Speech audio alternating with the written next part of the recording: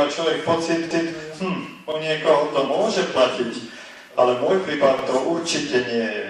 Boh na mňa musel zabudnúť, tak veľa vecí sa v mojom živote nepodarilo a trvá to dodnes, mám toho priveľa. Modlím sa, ale moje modlitby niekedy nejdu ďalej až ako postrop mojej izby. Pravím si, to vlastne nie je také zlé, ak idú len postrop, pretože Boh je predsa v tej izbe. Moje modlitby predsa nemusia ísť von, stačí, ak zostanú v izbe.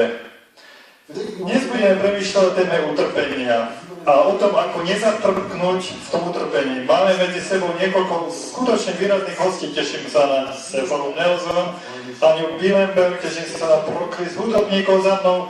Už ste ich počuli v plnej sile. Teším sa na Ulricha Parcaniho.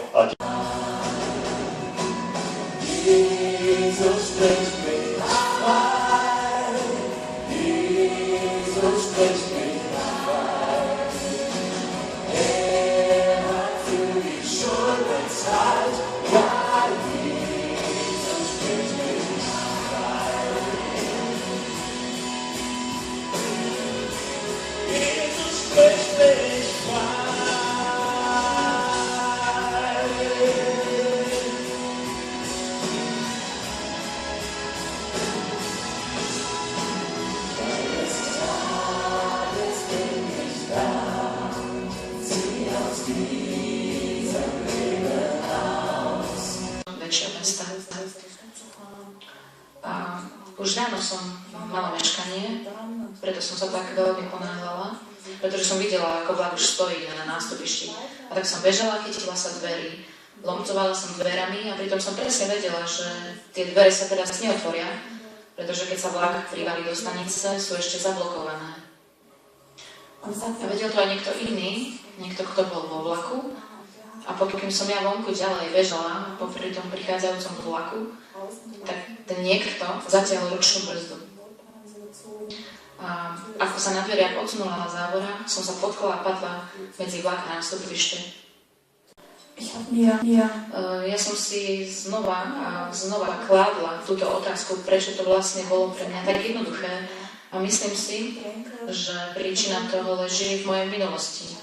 Prežila som v minulosti také veci, ktoré ma jednoducho naučili prijímať situácie, správanie ľudí voči mne, nepýtať sa prečo, neľutovať sa, pretože som to aj tak nemohla a nevedela zmeniť.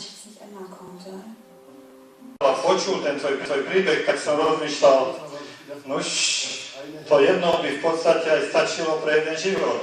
Potom sa k tomu pridalo ešte niečo iné. Čo to všetko bolo? Myslím si, že by to presiahlo vysielací čas dnešného večera. Bolo toho jednoducho priveľa. Priveľa na jednu ľudskú dušu to všetko nejako uniesť. Ako si sa ty s tým vyrovnávala? Ako sa s tým vyrovnávali iní ľudia? Vydržali to s tebou nejako tí druhí, alebo to museli s tebou vydržať? Môj muž to so mnou vydržal. Spoznala som ho, keď som mala 19 rokov a on tu bol jednoducho vždy pre mňa. On to znášal, že som bola plná bolesti a horkosti a plná smútku a zlosti. Cítila si aj zlosť voči Bohu? Nie. Je to čudné, ale nie. Hoci som Boha vôbec nepoznala.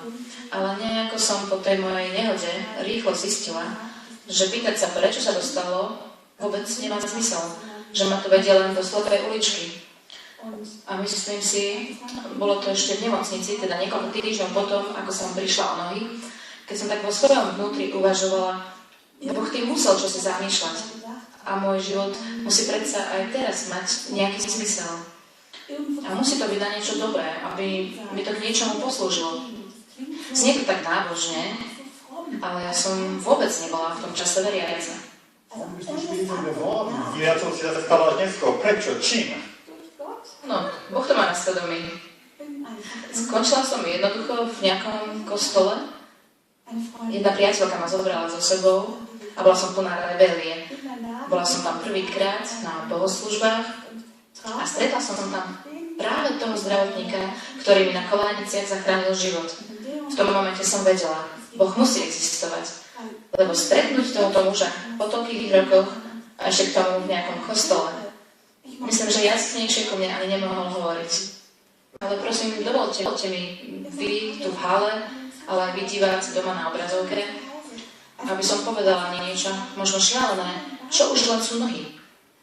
Ja viem, pre mnohých to znie úplne absurdne, ale keby som samu seba definovala na základe toho, že by som mala také dlhé nohy, ako má Jürgen, a ako žena by som mohla nosiť možno pekné topánky, áno, možno by sa mi to ako žene ešte viac páčilo mať také dlhé nohy. Ale keby to bola moja identita a Ania je niekto, lebo má nohy, potom by som bola v mojom srdci veľmi chudobná. Pravdepodobne ten najchudobnejší človek na svete.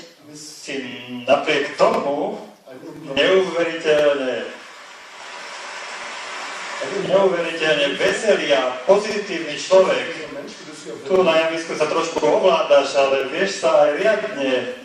Sa riadne obiesať. Veľmi veselý a radostný človek. A to niečo spoločné s tou napriek tomu vierou, vedieť, že ten Boh je tu, že to so mnou myslí dobre, aj keď veci nejdu tak, ako si ich predstavujem. No verím, že áno. Už znova verím. Vedieť, že Boh to so mnou skutočne myslí dobre, jedno, čo sa mi stane. Teraz, keď som veriaca, som si zvykla niekedy naozaj povedať, Otče, vôbec netuším, čo tá bieda zase robí v mojom živote. Alebo, čo to má znamenať? A toto je trochu taký šialené vo mne, keď len tak poviem, Otče. Takto sa to u nás na severe hovorí. Otče, v Ekenförde pri Kýle sa tak hovorí. Ale kde sa zase vzala tá diera?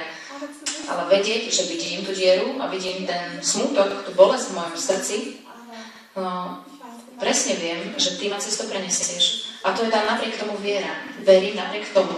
Dôverujem ti, že nemáš môj život v rukách len niekedy. A nemáš svet len niekedy v rukách, ale vždy. A že to so mnou vždy myslíš dobre.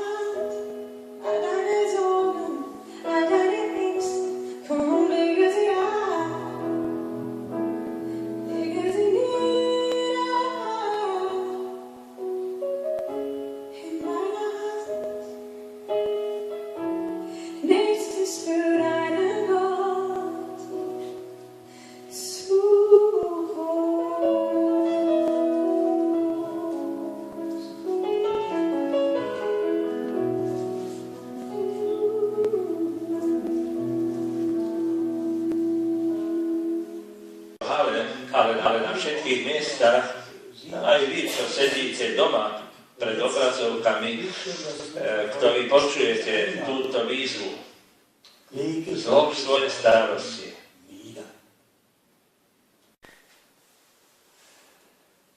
Je tu hnev, zlosť. Tu sa tú výzvu nedá prijať. Nevidíme miesto, kde sa to dá zložiť a nechať. Je to mučivé, človeka to tlačí a škrtí a otravuje. Človek sa toho nevie zbaviť. Chcel by to vyvrátiť, ale nejde to von. Zožiera ho to. Čo mám dnes večer robiť? Milujem Bibliu, lebo ona niekedy brutálnym spôsobom hovorí o živote. Až tak, že to človeka bolí, keď to čítam. Pravím, chápem ľudí, že keď majú ťažkosti s Bibliou. Lebo my túžime po krásnej literatúre, po potešení a upokojení. Ale Biblia nám nastavuje zrkadlo a vedie nás k životu takému, aký je, a ten prežiť niečo neslýchané. Po bohatý, má veľkú rodinu. A vtedy to Boh dopustil. V podstate nám Biblia tiež popisuje. Tu musím preskočiť, lebo je toho na dnes veľa. Ale Boh to dopustil. Najprv zahynú jeho deti, dospelé deti s rodinami. Nešťastie. Stráca svoje bohatstvo, svoj majetok, svoje stáda, dobytku, všetko. Potom čítame v prvej kapitole Jobovej knihy. Vtedy Job vstal, roztrhol si plášť, ostrihal si hlavu padol na zem, kláňal sa a povedal, nahý som vyšiel zo života matky a nahý sa tam vrátim. Náš život, celý náš život je cestou medzi dvomi stavmi náhody. Nahý prichádzame na svet, nahý z neho odídeme. Ktokoľvek sme, koľkokoľvek máme. Niečo otrasné. Keď ho uvideli, nespoznali ho.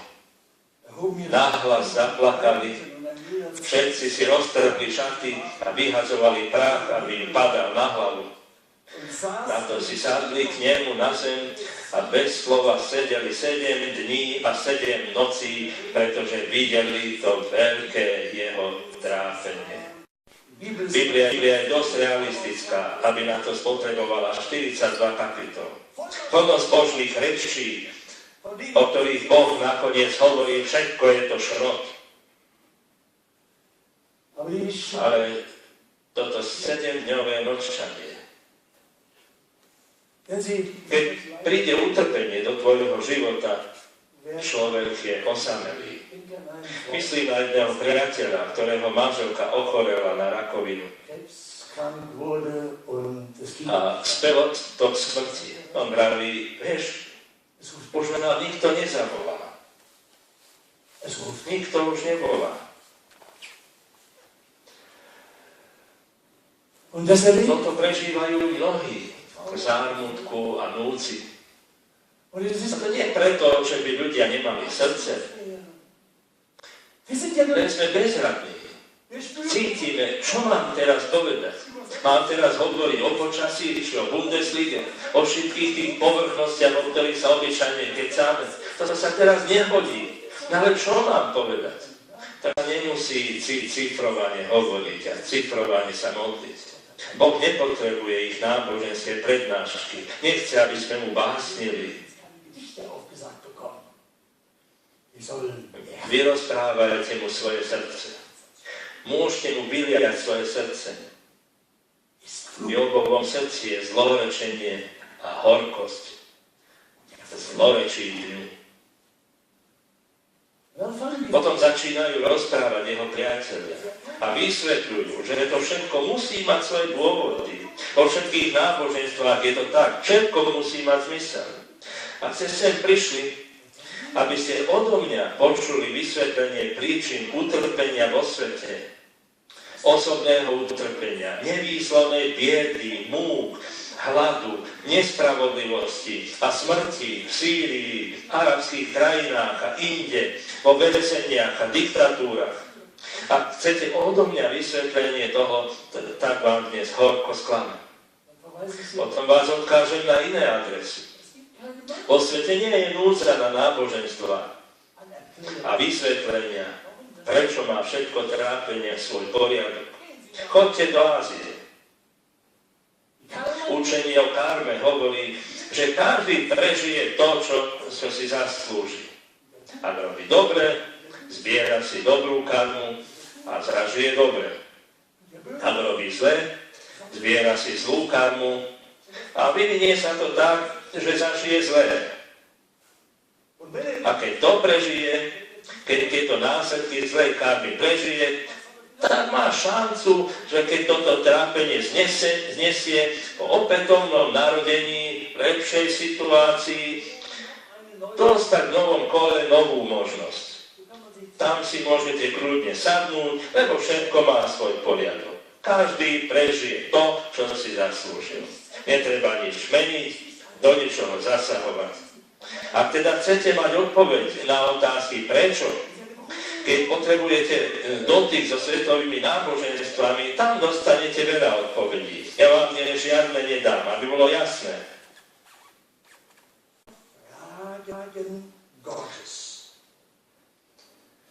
Boh hovorí, čítame to v 38. kapitole, takto odpovedal Hospodin Jobovi z búrky. To, že to zatemňuje zámer nevedomými slovami. Opáš si teda vedra ako chlap, Budem sa ťa pýtať a ty ma poučíš. Tak hovorí Boh. A ešte raz. Budem sa ťa pýtať. Pouč ma. Potom nasleduje ten príval Božích otázok. A Boh hovorí, Job hovorí, nemám odpoveď. Zdá sa vám to cudzie, ja neviem, ako vy smýšľate o Bohu. Bol som celý život farárom.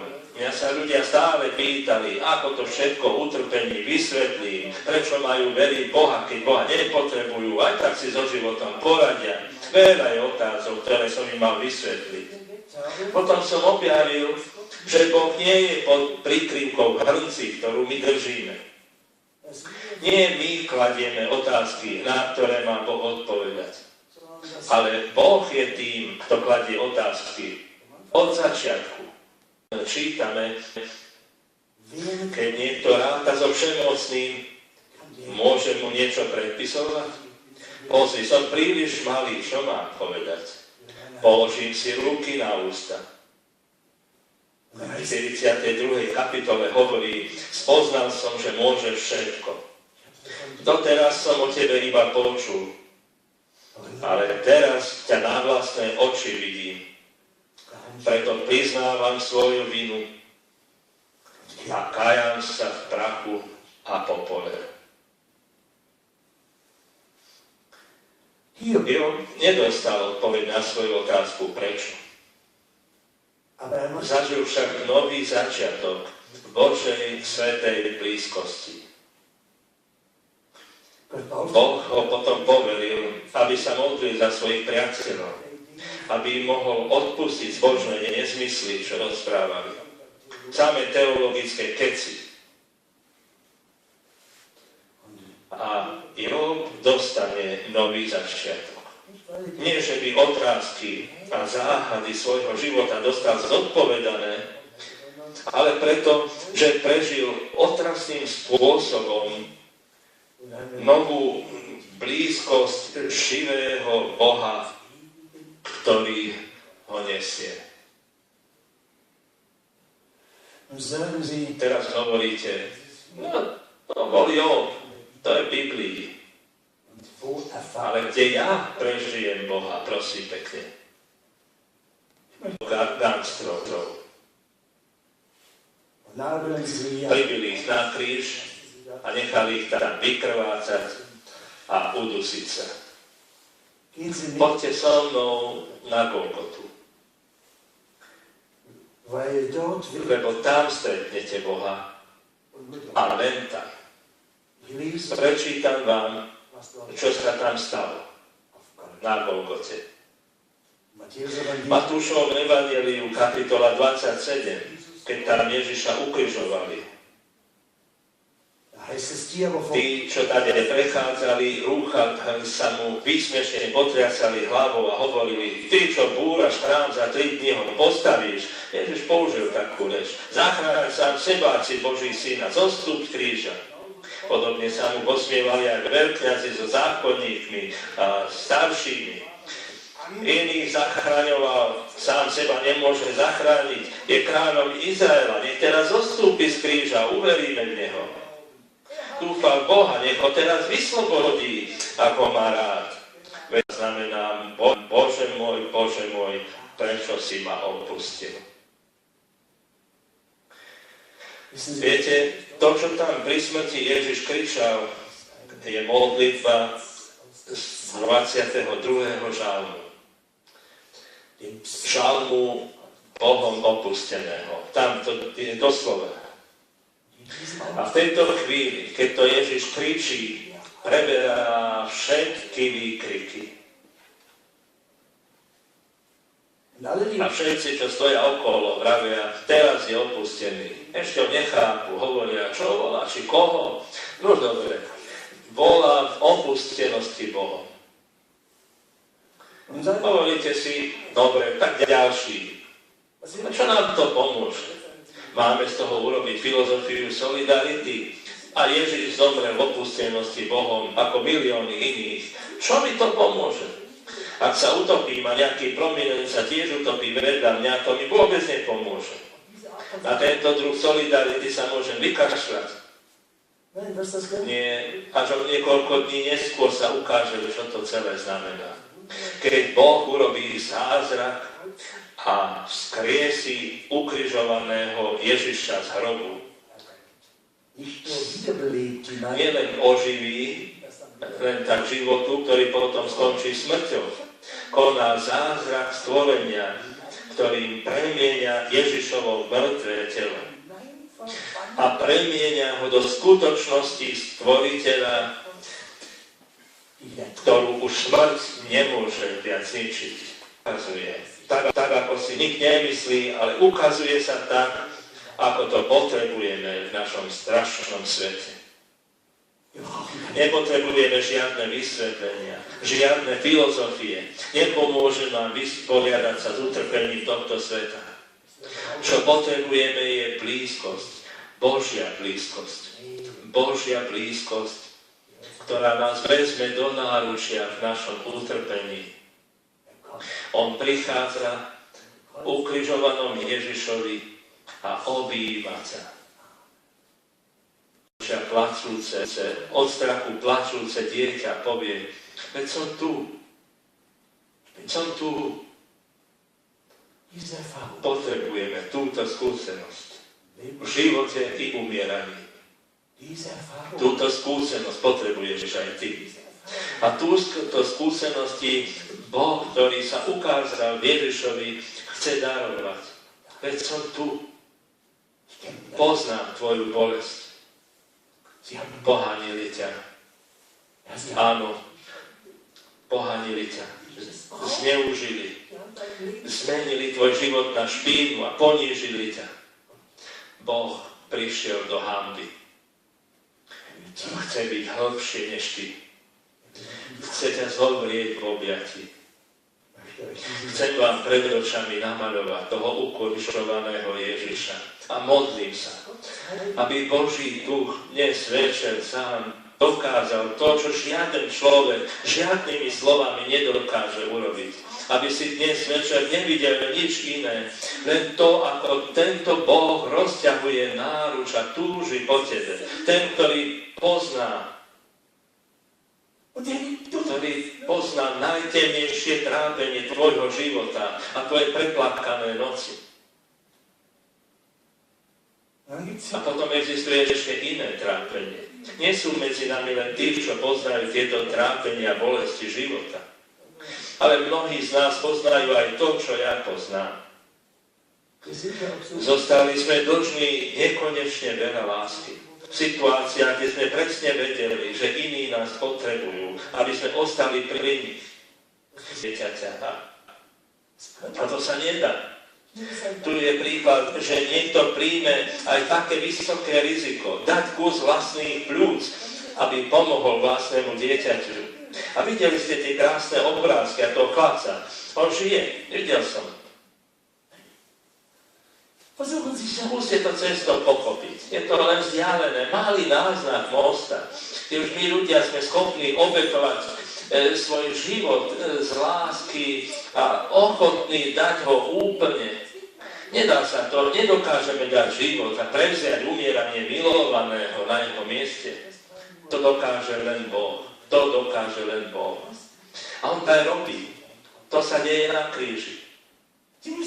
Nemyslíte si, že tam na druhom svete sedí nejaký pomstichtivý Boh, ktorý svojho syna nechá popraviť a potom s radosťučinením povie, teraz je účet vyrovnaný a teraz už môžem aj odpúšťať. Taká hlúpa, bláznivá predstava. Veď je to Boh sám. Boh sám v Ježišovi. Kto mňa vidí Otca, hovorí Ježiš. Ja a Otec sme jedno. Tí viac nemuseli prísť do pekla opustenosti Bohom a byť sami. Aby nám odobral našu vinu, aby nás zmieril so živým Bohom, aby nás s ním spojil. Musím prísť, priniesť všetku horkosť, každú pochybnosť, ale aj tú nedarovanú lásku. Priniesť svoje zlyhanie, zbabelosť, odvrátený pohľad a útek. Priniesť to všetko na to smetisko, Golgotu. toľko energie, lásky, ako na tomto kríži.